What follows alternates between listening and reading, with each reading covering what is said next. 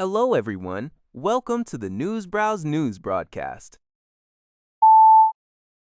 According to Al Jazeera, Israeli forces carried out airstrikes across southern Lebanon on Tuesday, resulting in extensive damage to a mosque.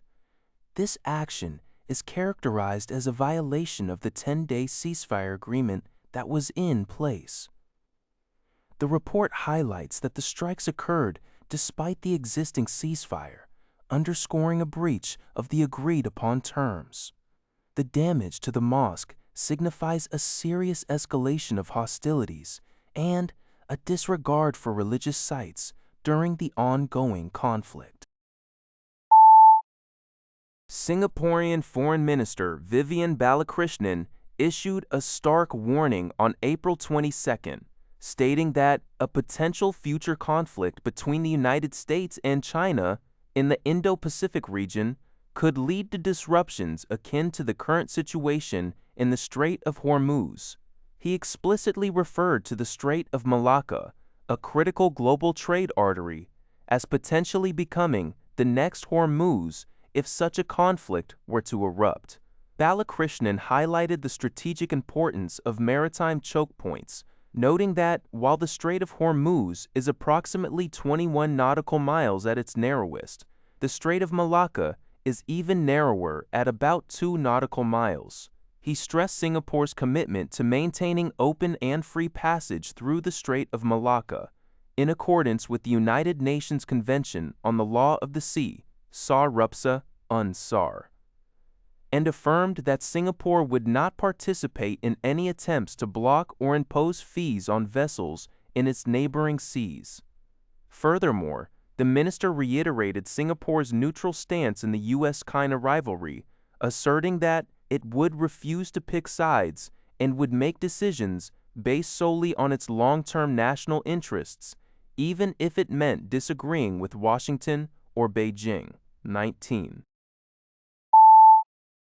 The Canadian press reports that the ongoing Iran war is significantly driving up the cost of petroleum, threatening to make a vast array of consumer products more expensive. Manufacturers, especially those relying on petrochemicals, are already seeing material costs rise by 10% to 15%.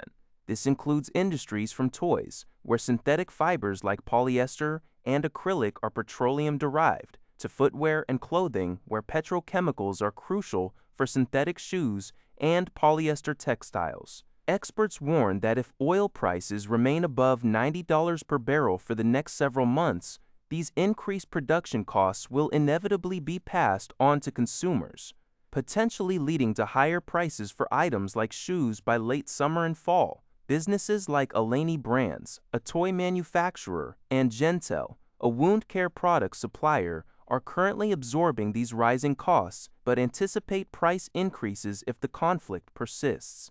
This situation highlights how deeply oil permeates global supply chains, affecting thousands of everyday items.